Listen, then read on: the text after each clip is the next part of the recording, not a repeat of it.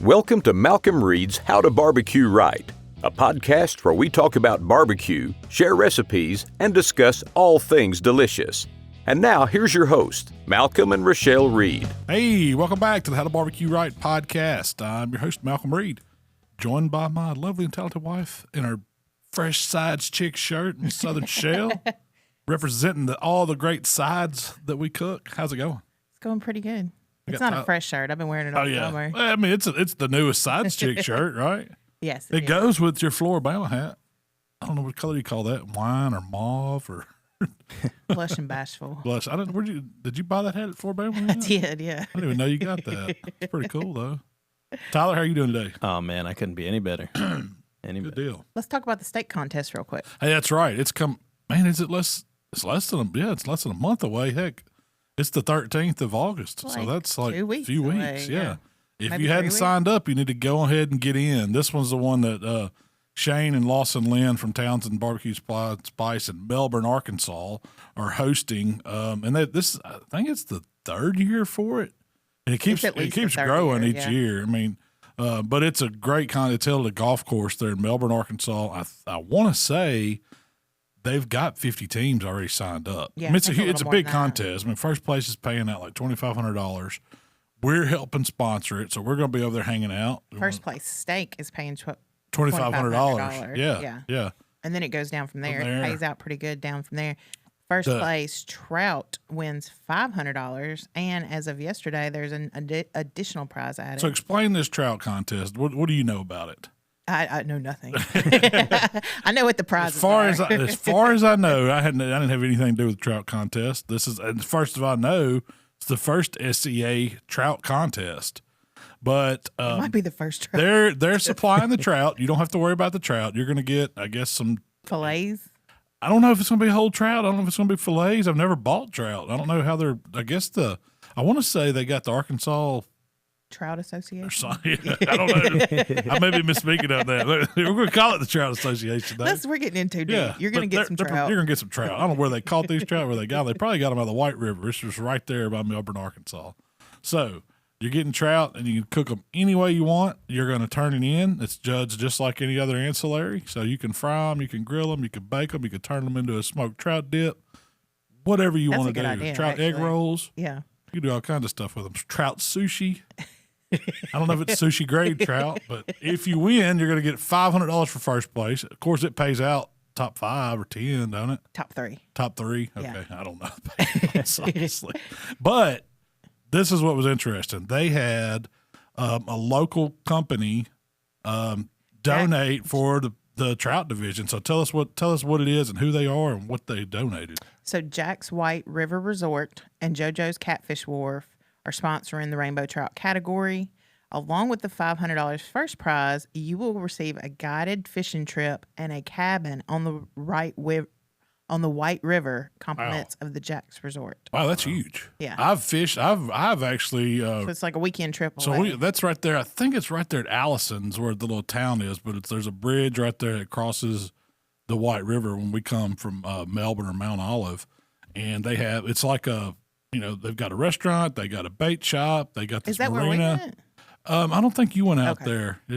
You may. I don't know. You may have. I've taken Michael there once, but we went with a guys trip, bachelor party, and fished out of there. I've done it a couple times. This. Yeah, you just rent a boat. You can rent a boat too, but they're giving you a guided one. That means the man's going to show you how to catch trout if you've never caught any. Once you go guide a couple times, you'll have it down. You won't even need a guide anymore because it's a lot of fun. Basically, you get in these long aluminum boats that are super wide. They can hold 3 or 4 men comfortably. You got with room to fish, and I think they got 9 or 15 horsepower motors on. So you can go up and down the river. I mean, it's a lot of fun. I mean, it's just fun riding in the boat. Seeing eagles. I mean, the weather's always awesome there. But to get the guided fishing trip, what do you think that's worth? And a cabin for the weekend. I'm thinking, that bumps that prize on up there. And that's reason enough to sign up to cook a trout, just to see if you can win that. Yeah.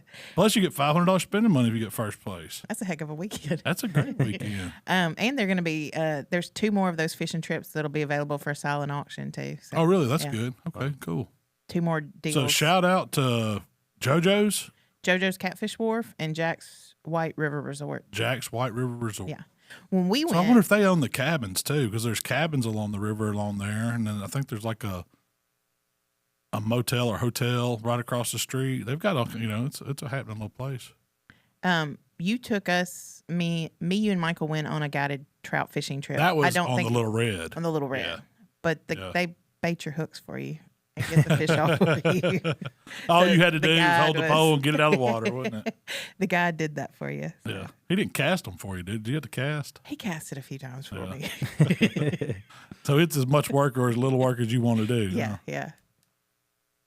That's cool. So someone asked speaking of state contests and SCA contests, someone asked on the community page, which Killer Hog seasoning combination works best on a competition steak? You want to win? Yeah. AP and hot. AP with and hot. With a little finely ground steak at the back end when it comes off. So what's the finishing rub. Walk me through your method. To cook that SCA, to win an SCA contest, every single time you cook to get a call. I mean, it's pretty much automatic. I don't know anybody that doesn't get it. You pick your steak. You pick your steak. How do you pick a steak? I'm looking for one. I like the wrap spinalis. I mean, I know some people like what they call the tri-heart with the big spinalis on the front.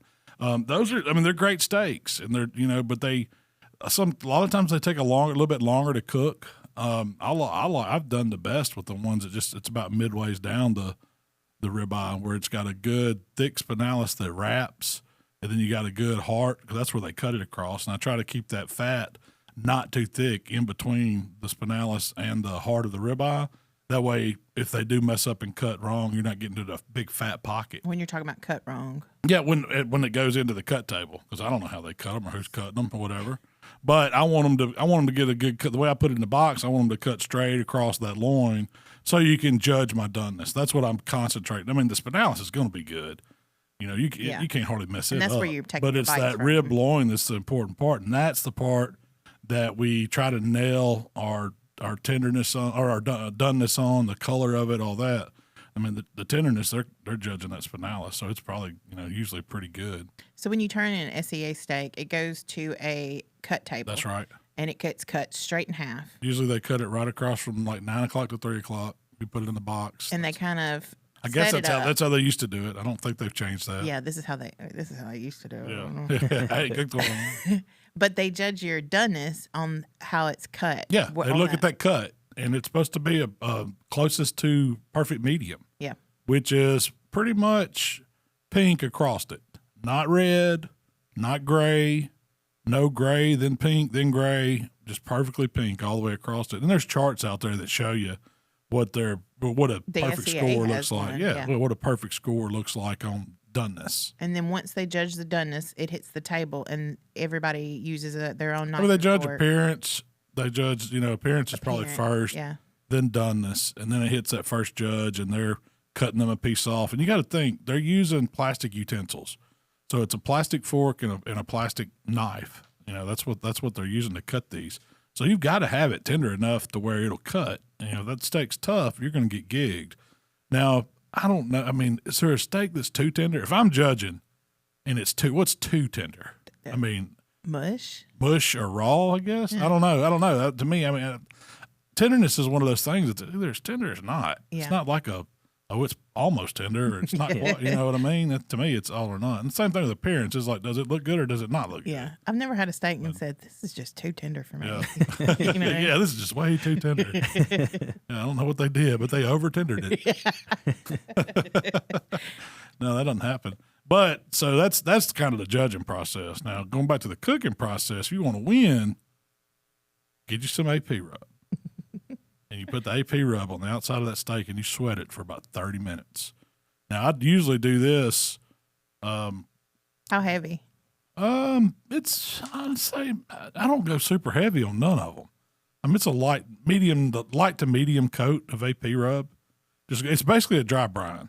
So we get our steaks, we usually get them on ice, get them really cold. We trim them up. Tie them up with butcher twine. The reason why we tie them is to keep a nice uniform shape. I don't want it to look like a hockey puck, but I don't want it to be all spread out and just, looking like a good steak. It's got to be uniform. I mean, if I'm eating them at home, I ain't tying them up. That's the way a home-cooked steak looks. but I'm going for something that, looks like you put some effort into it to hold its shape. Yeah. Usually it's kind of oblong. I usually pick the best side. I think most people are right-handed, so that means they're cutting with their left and eating the fork with a knife. So I try to get that spinalis to where it wraps. Oh, you've thought about right this. to left. Yeah. Yeah. That's how I'm going to go. So that's going to be my top side. I'm going to try to trim it up, take any excess fat off I can.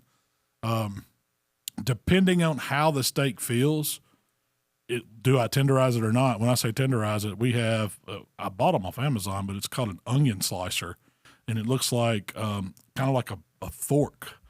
Like it looks like a hair pick. Yeah, like a hair pick. It's got, but it's real sharp. And so we'll take that and just kind of fork or put those little blades down through the ribeye. Maybe the spinalis. I usually do it all, but I don't get real aggressive with that. I'll do both sides, and then I'll put it back in the cooler or on ice in a pan, usually kind of covered in foil. And we're just letting it set till about I like to go about an hour before turn in.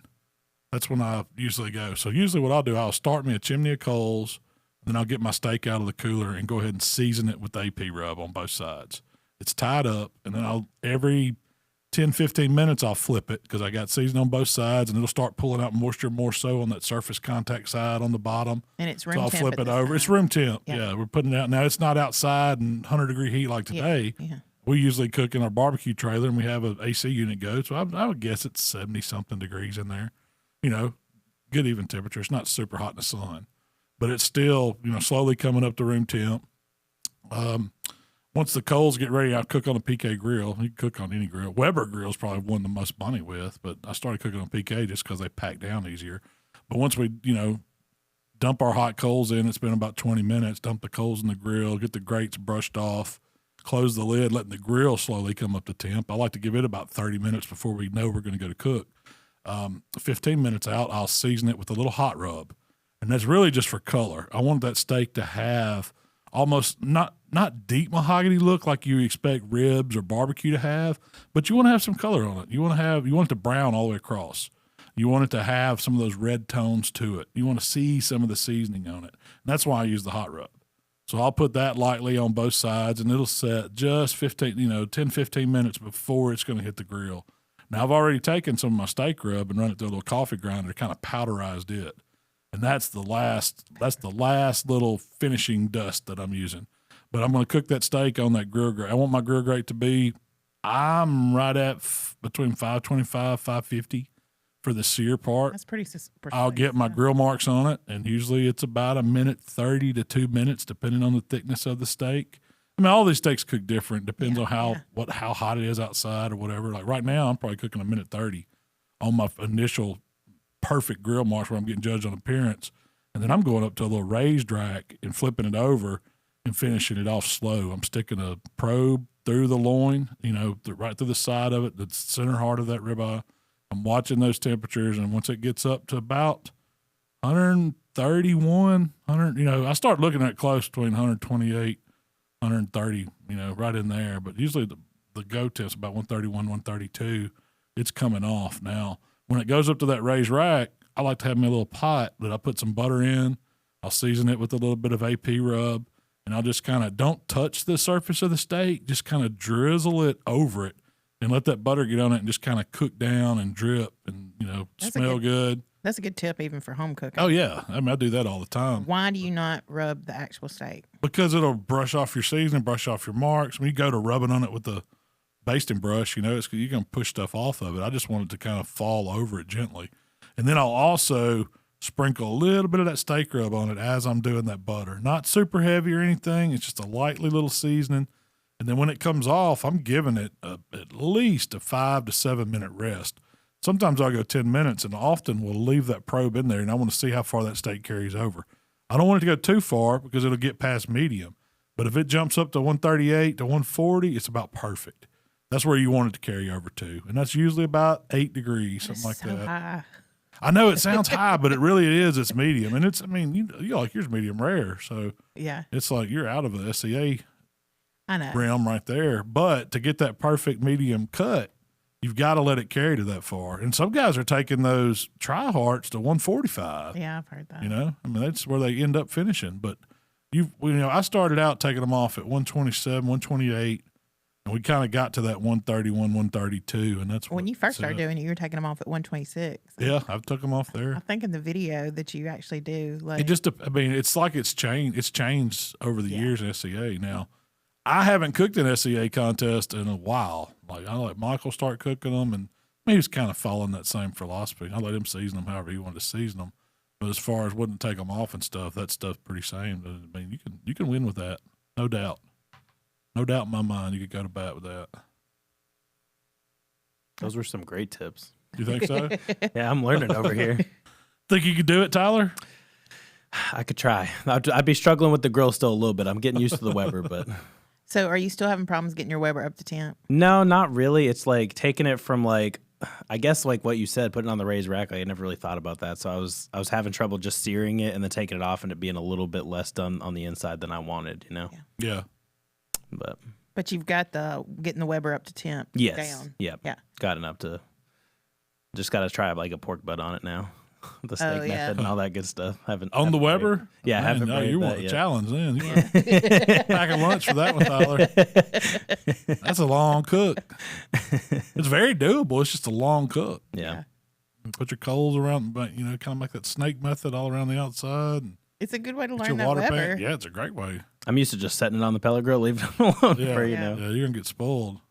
You got to go out there and mess with the vents and add more coals and everything you got to do. Stay up with it. There ain't no just going to bed with it on one of those. Yeah. It's fun to cook one on it. Yeah, you can cook. You throw it on in the morning.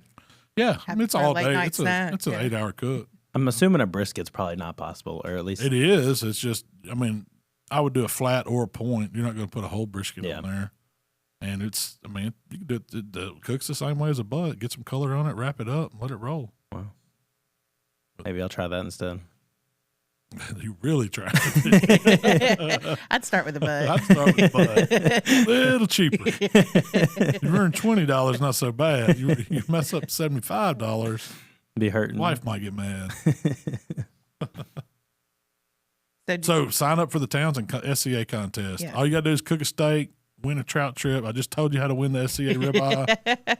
So that's $2,500. You're probably going to win $3,000, a trip, a vacation weekend fishing guided trip with a cabin or a hotel room. I don't know what it is. There's no way free to lose. dinner, free dinner. There's no way to lose. And you get to hang out in Melbourne, Arkansas with all the Townsend folks, and we'll be there.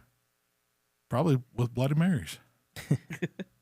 We also have the Palmer Home event coming up. So on November 5th, we are doing a whole hog pig picking extravaganza. Let's just go ahead and call it that, what it is. Okay. It's an extravaganza hog picking. And we're doing it here at the shop. Smorgasbord. Yeah. And you can be invited. You and a guest can be invited. How do you get invited, Shell? You have to help us raise money for the Palmer Home. That's right. So the Palmer Home is a local charity. They help children who are in bad situations. They kind of give them a family, keep them out of the foster care system. And we are trying to feed 2 families for a year. If you would like to help us become a fundraiser, you can go to howtobbbqright.com/Palmer, Palmer, and get all the details on how to become a fundraiser. But the top 5 fundraisers get to show up, bring a guest, How to BBQ Right headquarters, cook a whole hog. Extravaganza. How are you cooking this whole hog? Have you thought about this? What grill you're using? We're probably going to use a stick burner. The Outlaw. Yep. If we can get it down here. If not, we'll use our hog cooker. What's the hog? The last one I cooked on the big rotisserie. Oh man, it made an awesome hog. We did a video. Oh yeah, yeah. Is that video still hitting? Yeah, it's out there. I did it with Mark and Jamie. It had some audio issues midway through. Yeah, but yeah, that was a fine hog. That was a running style. What are you going to cook this one? Running style? Belly up? I don't know. We may cook 2. What? You're asking me questions I hadn't planned out. I just know we're cooking hog. We may. There's no telling what cooker we may cook on. It'll be a good hog, though. I guarantee you. But we're gonna. I don't know what style of hog we're cooking yet. But we're gonna be maybe belly up. Maybe belly up. Maybe running. But we're gonna be cooking the hog all day. We'll be eating all kinds of different things, drinking, hanging maybe out. Some football on TV. Yeah. We'll be talking a lot of barbecue, answering a lot of questions. Yeah. Just having a good time. Yeah, it'll be a great little event. So if you'd like to be a part of Got a La that, Siesta that night and have margarita. and we're gonna May arrange. end up at the casino. Who knows where this day will take us? Depends on what group of people come. Oh gosh, we are going to arrange for you to get picked up from the hotel and drop back off. So Can we we'll take arrange for you. Quick trip to the safari park. Now that would be fun. Oh no. A group full of rednecks. We need one of those big Jeeps that you can, set people on like they take African Like safaris safari, on. yeah. Can we drive this through there? Bet you they'd let us. Did you know that the barbecue boom is over? Man, that's what I'm seeing on social media. I tell you what, man, these Traeger and Weber have taken some hits since they went public. Now, I don't know what was the other company that went public too that the Mannings bought into? It was like the barbecue guys thing. Yeah. And they went, I don't know how their stock's doing. I don't know. But we ended up getting a little bit of the Traeger and the Weber, and I was like, man, that's a dumb decision. no, You are not a financial guru. I am not a financial guru, so don't take any financial advice from me. I will be the first to tell you that. If I say buy something, probably go the other way. That's normally my luck. But, I mean, I think, now just from my perspective of what, I mean, first of all, these companies are under a lot more scrutiny when they're public like that. Yeah. So they got to really report what's going on. And, I mean, both of them released grills at a bad time to be releasing grills. And I think Weber rushed theirs, that pellet grill they came out with. I never put my hands on one. I never put my hands on one, but just from what happened when they put it out and how, What happened? it just didn't work properly. It caught on fire and just didn't do what it was, should have done. Are they still selling it? I guess so. Okay. I don't know. But then Traeger tried to come out with the super fancy timber lines and at a bad time to do a high end grill like that. And they put a lot of money into a lot of different stuff. I think Traeger's a great company. It just seems like in times like these, you got to really work on quality and, the supply chain's probably screwed up both companies. They're getting stuff from overseas, and we know what that's been like. People haven't been spending money on $high grills. I mean, foodstuffs is still up. I mean, people are still buying meat and cooking at home and probably not going to restaurants. Yeah. But I just think that elaborate spending has just went down. Yeah. So it's hurting. It's hurting a lot of those companies, especially if you come out with new $high products that you're trying to get people to buy at this time. Not a good idea. So. I mean, Traeger just laid off. They've laid off, but I don't know. I don't know if Did Weber announce layoffs too? I think I know so. Traeger Traeger got rid of a lot of people. I mean, we have some friends that. Yeah, they were like in outside sales kind of demo area. That those guys are no longer with the company. I don't know what they're doing on that, but I mean, I don't know how many people they employ. I know we went to their headquarters, and it's a big place, and it seemed like they had a lot of employees. That's a lot of overhead. Yeah. It was a big operation. Oh, yeah. I mean, just like their marketing. I don't think Traeger's going anywhere, and I don't think Weber's going. I don't think like in danger of losing the companies. No. But Traeger's things. I mean, the guys that own it were, I guess they're like, what do you call them, venture capitalists or whatever. They're investment type people, so they buy companies, build them up, and sell them. And if that's the plan on Traeger now, they got a lot of work to do. When your stock drops, I don't know I think it's like, what do we say, $2.90 yesterday, Tyler, or something like that. It was low. It might be a good It got up to high as 32, I think, at the highest point. And this has been in a year now. It hasn't been out long. Weber was the same way, but I think it's down to, I don't know, about $6. Yeah, it was about $6. It's crazy to me that Weber, after being around for so long, just went public. Yeah, that is. I mean, why did they? What took them so long? Yeah, I don't know anything about. that company. I really don't. I don't get into the. We don't really know much about Traeger. I just, the reason why I bought some of their stock when they offered it, because it was barbecue stock. Yeah. I was like, well, some companies I know and recognize that I could, put a little money in, and now I'm gonna have to sit on it till I die. I guess that'll be Michael someday.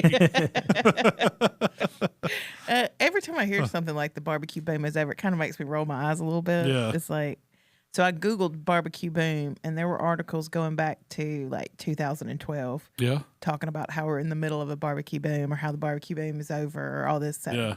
Just a news Yeah. just a news I think story. it's just like a catchy thing. Yeah. It's easy to say something's over when you got companies announcing layoffs and all that. Yeah, We'll see if people quit. Are people going to quit barbecuing? that's the thing. No. Yeah. Are they going to go back to restaurants? I hope so eventually, because we had, there's a lot of people in restaurants that need that are getting hurt. A lot of people we know lost restaurants and are struggling. But I feel like around here it's kind of equalizing a little bit. Like I we're think getting so, back too. in the yeah, I think so. I mean, my buddies are still cooking just as much. We may not be out competing and doing all that now. I think a lot of that's probably gone down because people are pinching. When times are tight, you're not spending. If gas and groceries are taking your money, you're not going to be spending it on extra stuff. But You're going to really pick and choose what you spend it on. So you're going to stay close to home more than likely. And that means cooking at home and unless it's a local contest, you're gonna have to burn a lot of gas to get there. Yeah. A lot of these contests. If you're pulling barbecue trailers and all that, and having to buy the meat and everything, there's no way that the prize money would even be worth what you would spend to do it. So What do you think a KCBS contest would cost you right if now, you went and did it this weekend? I'd say north of 1,000. Wow, I would bet. because of the meat. I'm buying brisket. I'm buying high end pork. Gas, fuel. supplies, Yeah. hotel easily. Yeah. Yeah. Even if you got a trailer like ours, it's still getting 7-8 miles to the gallon pulling a big trailer. Yeah. And if you're going, anywhere that's any distance, that's a lot of fuel. You'll spend, $500 in fuel before you know it. Yeah. When you used to could do it on $100, that's how much. So you feel like me, like during quarantine, I just fell in love with cooking. Like it just wasn't something I really. I think a lot of people did too. I think so many people were cooking at home and stuff, and they kind of found things like, oh, like I can make this almost better than I got it at the restaurant before. That's right. So that's kind of where I'm at, like with barbecue and steaks and stuff. That's a good thing and a really bad thing too. Yeah. Well, and that goes. I think that falls right in line with people those type people that are cooking at home right now aren't looking for super high end grills. Yeah. Mm-hmm. That market's very niche. The people They're learning how to control their Webers. They're learning. Yeah. And they are cooking on Weber kettles, and basic pellet grills. Like maybe a Traeger from Home Depot, maybe a Pit Boss, it may be a grill or something like that. But they're not using super high end stuff. Unless you just got plenty of money to throw away and you're building an outdoor kitchen, you're not putting in high end stuff. I have been seeing a lot of stuff on the Facebook group where people have found old grills and are refurbishing them, Yeah. and taking a lot of pride in that. So That's cool, really. I think so too. Yeah. I like the homemade stuff. I don't know. I think we're still seeing people barbecuing, and people aren't moving away from barbecue. Now, it may be hurting some of the bigger companies, but I think the rubs and sauces, as long as they still got ingredients to make them, they're still being made. Prices are going up. We see that. Yeah. Prices are constant. I know just from our manufacturing standpoint, we didn't have price increases for, 7-8 years. And then all of a sudden pandemic hit and supply chain started changing. And we've seen multiple price increases from the manufacturer side 3 times in the past year. It ain't been a year yet. Yeah. Prices keep going up. We try not to have to adjust too much, but there's going to come a point to where you ain't got a choice. Market's dictating what prices are. Yeah. A bad batch of tomatoes is messing up our barbecue sauce. Yeah. That's it. Wait, that's for real? It's like Heinz released this big thing, like a market wide, what was going on. There's going to be a ketchup shortage or whatever. Yeah. Our prices are going to be astronomical for just Heinz ketchup. And that's, a lot of people put Heinz ketchup in their sauces. I don't think it's a batch. I'm thinking it's a crop. No, it's as a whole. Yeah, it's as a whole shortage. Yeah. We've got drought. You've got COVID. Let's change the topic. Wars. And it's perfect storm to jack our prices up. I think it's probably all political. I got a good topic. Sure. Did y'all see MaxTheMeatGuy's video yesterday? No. He made, so I guess for the very first time, he smoked like a whole octopus, just like from start to finish. What? The whole. What size? So it was pretty good size. Like sheet pan size octopus? Yeah, it was like pretty big. It was the whole body. Was it alive? No. It was not alive. He took the body. I think he just did some very basic trimming to it. I mean, like How do eyes, you that trim kind an of stuff. octopus? It's like the eyes, like that kind of. It really wasn't much. It was like the eyes and like the undesirables, I guess you could say. But the head and everything was still on. And so he popped the eyes out. I don't really like it. I think it was with a knife. I'm guessing like with a big tablespoon. I mean, how? Pretty much, I guess. And then he seasoned it with the barbecue rub. He put that's one use I haven't seen. Pretty cool though. And then put it on the grill. It shrunk a whole lot through the cook process. Really? And then he glazed it with barbecue sauce. I think about halfway through, and kept glazing it, and it came off. It was like seriously half the size as it started at. It shrunk so much, but he said it was super tender and really delicious. So I was like really interested in that. The one before that I saw him do was with the pork belly. What platform was that on? He posted on TikTok first. Okay. Yep. Because it's not on his Instagram. Was it grilled or smoked? It was smoked. He said it was. He said it had like a smoky flavor to it, and I mean, I don't even like seafood, and I will tell you, it actually looked pretty. You would good. try it. Yeah. Will you eat the little baby ones that you see on like the Chinese buffet? That's. I used to. I could see that. I could see probably grilling those up, put them on a skewer, having them on there. But Well, the first time I tried calamari was when I was in Dallas. I'm a fan of squid. I like calamari. Yeah. So I mean, now I'm kind of like interested to try those kinds of things, and that looked kind of good. Definitely boneless. Yeah. Where do you source that? Boneless octopus. The ocean. Have you ever seen those videos where one will get on a ship and it'll start crawling off and it can slide through the smallest of holes or whatever? I'm just imagining putting this live octopus off in a sheet pan with the lid on it. It's crawling around, fighting him. It's like Bugs Bunny cooking it. Yeah, man, that's a pretty big octopus there. Yeah.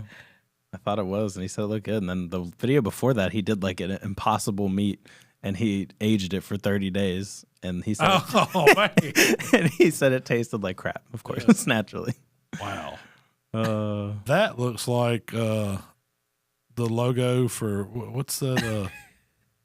The ROM. Guys, the Marvel guys are always fighting. Hydra. Yeah, that looks like Hydra's logo. You know what I'm talking about? No. The bad guys. Yeah. I was thinking about that rum that you like. The Kraken. The Kraken, yeah. No, it looks like Hydra's logo spread out like that. I'd try it, though. I would definitely I'd try it. I mean, with the barbecue rub on it can't be bad. Wait, he put the barbecue rub on it? Yeah. The barbecue rub. Imagine it's some king crawl. It might have named, yeah. Yeah. But yeah, that's the ultimate. You want to talk about exotic? The octopus. Jay and Jamie from Tennessee Mojo turned in calamari tacos. Yeah. Wasn't it calamari I think it tacos was. at Memphis and May for exotic? Yeah. That sounds really good. They were really good. It was actually. boxed calamari. Yeah, it was like already breaded and everything. See, I would think that like Fisherman John's calamari. I would think smoking that kind of stuff would just make it super rubbery, but I could be wrong. Jay, I told him I wanted to try his box calamari. I tried it. It's pretty good. It was really good. It was a little crispy but tender. Had like a little lemony flavor. Yeah. Basted it with or something. But it was kind of a, oh crap, we got to do this. They thought We someone forgot else we signed up for seafood. Well, Nobody, someone else was going to do it. And I fell through and stuff. yeah, so. yeah. So they had to scramble at the last minute. I thought it was a great idea. They tossed it in a bang bang shrimp kind of sauce. Yeah, that's what it was. Delicious. Yeah, it was really good. Bang bang calamari taco. I'd eat it. Speaking of weird things, have you seen the new barbecue vodka? This No. is something Tyler told us about this week. So my mom sends me over. She's always looking for ideas of stuff we can make videos on. And I guess somebody at work turned her on to this, I think it's like 39 Kansas City barbecue 360. vodka. 360. KC barbecue flavored vodka. Yeah. And it just sounds, and she thought it would be good for a Bloody Mary. What do you think about that? What's your thoughts? I mean, I'd try it. Yeah. I'm always weary of that stuff. They try to put smoke and bacon and things like that. It's never good as just regular. I mean, The artificial It's smoke just- yeah. flavors. it's not. I mean, Terrible. I'd try it and see. Yeah. But there's, I mean, which I I'm tried to do it's, and the guy at the liquor store gave me some. It was like the Screwball. You know how Screwball is the peanut butter flavored whiskey. Mhm. They had a barbecue flavor whiskey, and I got it at the house. And this dude said, "Man, you want this?" It's a. He's like, they tried to push this stuff, and it sucks. And so I was like, yeah, man, I'll take it. You know, Sure. but, why am I? I don't even. Have you want to tried go it? No, but I need to bring it up here and show it on. The Yeah, podcast. yeah. I mean, I don't know, maybe somebody's tried it and likes it. I don't know, but Maybe we should try it in the Yeah. podcast. shots at 9:30 in the morning, guys. Yeah, 9:30 in the morning barbecue whiskey shot. Well, it's like those Imagine pickle. it tastes like smoke and vinegar and whiskey or something. Next Thursday, school goes back. That might be celebration time. Celebration. I was thinking about that. It's coming up with needing to do a video. It's like the back to school celebration video. It's like you have it all, drinks, party. It's like that's important. I don't know if anybody's ready to go for school to go back other than us. I mean, as much as we are. But it's kind of like have you guys had the pickle whiskey? Yeah, it sucks too. I like it. Like, Do I think you? it's like really. Man, no, I can't stand it. It's such a good party. I like picklebacks. Yeah. I like pickle juice with a shot of Jameson. I like it. It might have been the kind that I tried or something, but it's such a good party thing. Like bringing it out when you have a bunch of people at the house. Like, hey guys, let's take some pickle shot. And everyone's like, what? But yeah, I tried it when it first came out. I was not a fan. It just did not. I resisted the peanut butter whiskey for a while. I was like, ugh, that's so gross. Oh, so good. It is good. And then I had it at a party, and I was like, that is a delicious I do little like treat. it. Yeah. Back in my bartending days, there's a little razzmatazz, a little bit Makes of a a screwball. PB&J shot. PB&J shot. Yeah. And when I remember the first flavored booze I ever saw was Burnett's vodka. They come out with the apple and all the different flavored ones. I remember those. That was back in the day. Yeah. Now those that was the flavored flavored yeah. vodka craze. Was it Burnett's that was the I first don't know one? if they were the first one. Yeah. Probably But it was that time. Smirnoff or something like that because they had all that stuff. Burnett's might have been the only one I could have afforded. It was a cheap one, yeah. This is a silly question, but is the 99 bananas, that's not vodka, right? That's just liqueur. No, it's strong. It's like 99 proof. Oh, Yeah, wow. I don't really know what. I don't know if it's considered it's probably Everclear? a banana liqueur, but it's stout. Because now they have tons of flavors of the 99. Like that's what I drank on my wedding day. They poured it was like a bunch of different kinds into my flask, and it tasted like the rainbow pretty much. It was Tasted like Skittles. the Skittles. yeah, pretty Skittles. much. It got me there though. That's all that matters. I bought some to do in a drink. That's the only time. It just says liqueur. Yeah, It just it's says 99 proof liqueur.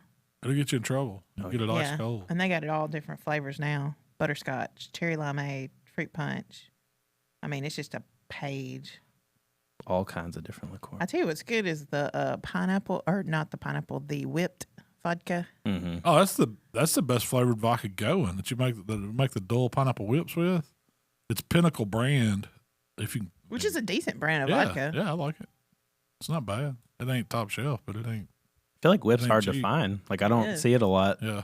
Certain places. Some liquor stores have it, some don't. I don't know why that is, but it's really good with pineapple juice and a little Sprite and a little Malibu. Have y'all ever had the birthday cake flavored Pinnacle?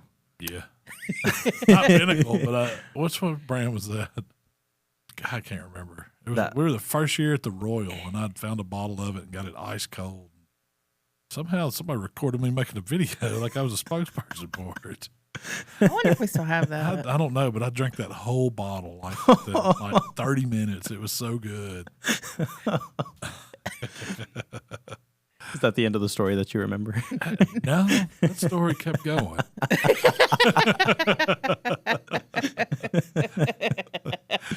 It was a wild night. Band was wanting to fight me. Oh, You're standing right behind the drummer going, Mama! They were trying to play the Bohemian Rhapsody and taking it real serious, like Queen's version. Well, I was doing the Muppets version for them, right behind the drummer. So you can imagine Animal back there screaming. After I drink this fifth of vodka straight and some beers, I could just see Shell off to the side. it was bad. Please come here, Malcolm. Please. Oh yeah, they hated me. I would try to sing every song for them. I mean, they messed up. They because needed our a lot of sites help, were back to back, and we were packed in there at the Royal, and they just decided to put a full band right on our trailer. I mean, it was like if you were standing at my barbecue pit, I could touch the drummer. Yeah. It wasn't like I was encroaching on them. I mean, I was in my space doing it. I mean, they should have had a good time with it. They should. They didn't have no choice. Yeah. But they did not. They did not have a good time. With it. No. I was heckling them from behind, I guess. I hope they have a podcast. I and they thought have it their sounded version. great. I like the Muppet version of Bohemian Rhapsody. To me, I was rocking. That was a good time. Yeah. Because we were pretty much just living at the Royal We did for 3 or 4 days. 3 or 4 days in an RV with no shower. And Mark Lambert promised us they had real nice showers at the Royal for everyone to use, real nice communal showers. Just those words just don't even go together. They did not have real nice. I think we ended up. They had showers. They did have showers. Some curtains, some not curtains.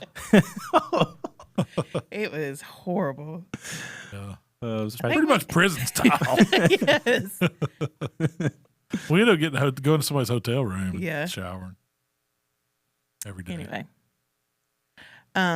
So on the community page this week, somebody cooked up some hot dogs, put them in a bun, topped them with pulled pork, Yes. your white barbecue sauce, White sauce. pickles, chopped pickles on top.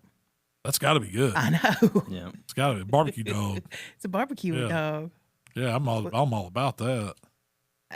I like the white sauce. I mean, I like white sauce is great on pulled pork, but with the hot dog and chopped pickles, man, that's a Genius. gourmet hot dog. I know. Yeah, I'm all about that. So now I'm, Now you want to do some hot dogs this weekend? yeah. I've got to cook some wild boar this weekend. I was going to do some pulled pork sandwich. Would you eat a Wild boar on a hot dog? Where'd the wild boar come from? Gamekeeper, Mossy Oak Gamekeeper Butchery. Yeah, What cut is it? You're using? shoulder. Okay. Yeah. How big is it? I mean, it's like a small butt. Is it it's like not the whole boneless? shoulder? No, I don't know. I hadn't Okay. broke it out of its cryovac yet. That's been our first time cooking one. I'm doing some recipes for Gamekeeper Butchery where they sell wild game, like they'd sell elk and wild boar, different venisons and sausages and quail. I mean, they sell all kinds of alligator. That's where we got the alligator. When Yeah. Ninja came and we did that whole alligator. It came from Mossy Oak, and so I've done several this week. That man, they've turned out really good. I think. Oh yeah. We'll So, talk about it a little more in Yeah, depth. they're not out yet. It's just kind of like development. Because what they did, they asked me if I wanted to cook some of their stuff and do some recipes with it, and I was like, yeah, I'll try it. Wild game. I'm into wild game cooking. We're doing the whole buck junkie thing and Yeah. outdoor stuff. So they sent me some elk tomahawk, like chops. Those that are are good. fire. They sent me some bison ribeyes, which Those were so the best. I've cooked those before. Like I got invited to go on a hunt with them here a couple of years ago, and that was one of the things I cooked for them. But then we did them. I got some for Brian to cook in Memphis in May, the year he finished, I think, third in exotic with these bison Yeah, ribeyes. And then I've cooked them. I think I cooked them at the house one other time, but Have they always been that good? Yeah, every single time I've cooked them, they've been that good. I don't know. They are excellent. I don't know if you could tell I don't know if it's like a regular person could tell that was not, or it was bison. Yeah. First If you Nation didn't cow. tell me, if you just like enjoyed this ribeye, Yeah, try this ribeye. I mean, I'd have been there's like, no, that's delicious. there's no wildness, there's no gaminess. It's leaner. The I was gonna meat, say, so it's almost doesn't. richer. Yeah, it doesn't have as much fat as even a choice grade ribeye from the grocery store. But so if you've ever had like really lean like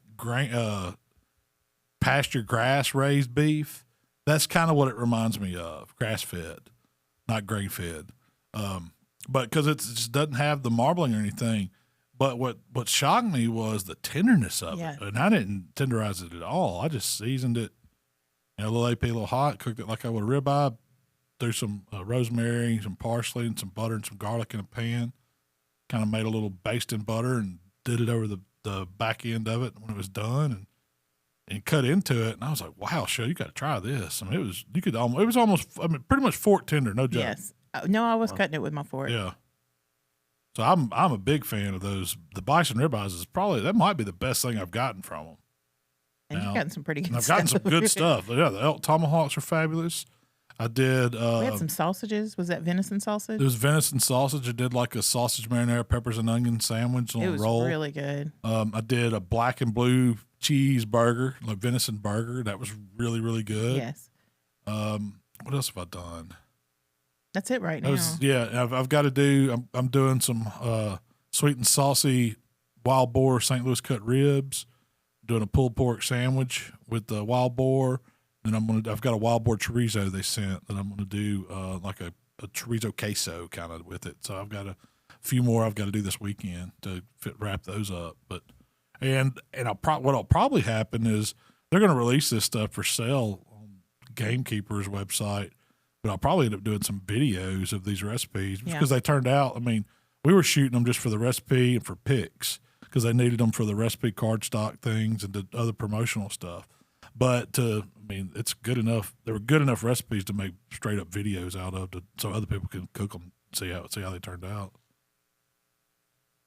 So yeah, we got to do that. Yeah. So what are you cooking me this weekend? Ribs and pulled pork. He's like, I'm cooking you hot dogs. Hot dogs and cheese dip. How about that? Hot dogs and cheese dips. Does that sound like a good weekend?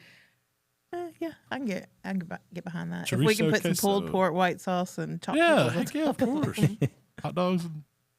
It's not going to be a standard old microwave hot dog. Boiled hot dog. I cooked some hot dogs in the crock pot last weekend for the kids. Yeah, I went Dovefield working for that. They were great. Hot dogs in crock pot do fine. They don't get all brown and hard and nasty. Because the ones I saw looked all brown and hard and nasty when I got home. How many packs you put in there? If they grew, what happened to them? How can you burn something in a crock pot? That was at the end of the day. Oh. They I did know it what for a happened. while. I'll feed these kids crock pot, hot dogs. I'm going to the pool. Exactly. Cooler beer. We ain't worried about them hot dogs. If y'all want something to eat, hot dog in a crock pot. is it the same procedure as like boiling them? Do you just put water in there? No, you mess up if you put water in there. Do And they you? get all. The seeds are pretty dry and dark and brown and hard. I don't know what water could have done, but I think it might have moisturized them a little. I don't know. They were great for the first 2 hours. Did you have one that was actually good? Yeah, Okay. yeah. Yeah, I ate one. When I got back home, there was like box of chicken tenders half tore open, Gas sausage and station. cheese tray all laid out, and flies on it, hot dogs burnt in the crock pot, dry. And all the And all the ladies were in the pool just floating around. I was like, yeah, that's been a good Saturday right there. and It the kids, wasn't it? Those kids were And the kids were fine. having a blast. Yeah, they were just running wild. They were probably still coming back to that sausage cheese plate. They don't care. No, they don't. They don't care. They just dusting it off and taking Yeah. a bite. They're in a big time. One quick question before we wrap up today. Where do you get your wood splits? Ooh, that's a good question. We got a local guy that we've been buying them from for the shop, and that's where I've been getting mine from. Fruita Wood has some good ones. The only thing is shipping gets high on wood. So Yeah. if you can find a local source, I highly recommend it because you save on that shipping. Yeah. But, I mean, How do you And find you- a local source? Facebook Marketplace would be one place Oh, I'd that's a look. good idea. I'd put a post out there and say, hey, man, anybody got any, cooking wood? If you happen to have any kind of orchards around, a lot of times they have trees they take out or, quit producing, they take them out. You can go get wood from them. As far as buying it, you can buy like the B&B wood or what's that other company out of Texas that makes smoking wood? They Is it sell not it in Smokewood? bags. They sell it in bags, and usually Academy, Home Depot. They had a big thing at the Royal that year we went. I just can't remember the name of that company. It slips me. But the only thing about buying bagged wood like that, it's been kiln dried. The moisture for them to be able to ship it, the moisture content is so low that you don't get a lot of smoke. It mainly goes straight to flames, and it's giving you BTUs. So I do like to have some moisture content in it. So if you get a fresh supply that you can either season out yourself or that's been seasoned, still has some moisture content to it, it's usually a little better smoking wood. Can't you get a meter that tells you? Yeah, a little moisture meter. You can stick it Yeah. on the thing, and it'll tell you what percentage it is. You want to be somewhere between 15 and 20. That's a good percentage. And- Anything lower than that, it's really, really dry. It works. You just don't get much smoke. You're just going to get heat out of it. But if you're wanting smoke, if you're really wanting smoking wood, usually I don't use splits for that. I use, splits are my BTUs that I'm running in stick burners for heat. And then if I'm wanting flavor, I'm using chunks a lot of times that are a little greener, maybe not as dried as much. That way I can get a little smoke and control how much I put on them, because a lot of green wood, a little goes a long way. You got to, work it in. Yeah. Western. That's it. Western Wood Products. That's who I was trying to think of. They sell in bags. I'm sure there's a lot of other people out there. And if you do have a local barbecue supply store, they probably have it. There's one in Missouri that is selling splits now that a lot of people are using these stick burners, and I'll have to come back with that next week. But if you ask that question in the community, if somebody will post that, usually people will answer. That's where I got the. Oh, what was the answers? People had Nobody's answered? Yeah. When Mark gets back from vacation, he ordered some from the guy in Missouri that I'm talking about. And that's where I think he got it because Jay, Craig from Outlaw, had been ordering some from him. But they were selling really good box splits for stick burners. So I'm sure they're dried out pretty good, I imagine. But if Jay's running them and is recommending running them in his Outlaws, they're pretty good. Pretty good product. Yeah. But most people get it local, and that's what I try to do. It's cheaper that way. Yeah. We got a guy that he'll bring a van load up here and sell it to us pre-bundled, and we put a little bit on it because we got to make some money. You're not giving it away, but that's how I've been getting mine and using them at home, and they burn fine. I mean, it's hickory. There's some oak in there, and then he's got some cherry and pecan. That's only 4 species we get, but that's what I like. And I think the biggest thing about wood is cook if you're cooking in your home region, use whatever wood everybody's used to eating. That's what you probably grew up eating, what people are used to tasting, and you don't have to get crazy with it. Well, Malcolm, that's all the time we have today. That's all we got today, Shell. Tyler's got to get out. Got a hard out today. Well, that's okay. I'm ready to do some cooking this weekend. School's almost back in. Football season's coming up. We got a lot. Starting getting ready for this fantasy draft. I did an awesome TikTok recipe for tailgate food. It was these buffalo. It's like buffalo chicken dip. I did buffalo chicken sliders with that. Instead of cream cheese, I just added some shredded cheese. Oh, it's so good. It was really good. Yeah, we'll talk about that next week. Yeah. When that And video other comes TikTok out. stuff. Yeah, and all the other TikToks we filmed this week. Good. Well, Tyler, anything you'd like to add, or where can they find you, or what do they need to know about us? Hey guys, a lot of these awesome questions that Shell asked today came from our Let's Get to Cooking community page on Facebook. So you make sure you guys go check it out. You guys can ask tons of questions, share your recipes that you're cooking on a daily basis, and just talk to some like-minded folks. And you can check me out over TJAX, TJACS over on YouTube. If you'd like to connect with Malcolm, it's HowToBBQRight on Facebook, Instagram, Twitter, TikTok, and of course YouTube. If you'd like to connect with me, it's Miss Southern Shell on Instagram. All right, and I appreciate everybody listening today, hanging out with us. We will be back next week. Do it all again at the How to Barbecue Right podcast. Y'all got questions, send them in that community. We'll get them answered. We'll see y'all next time. We gone.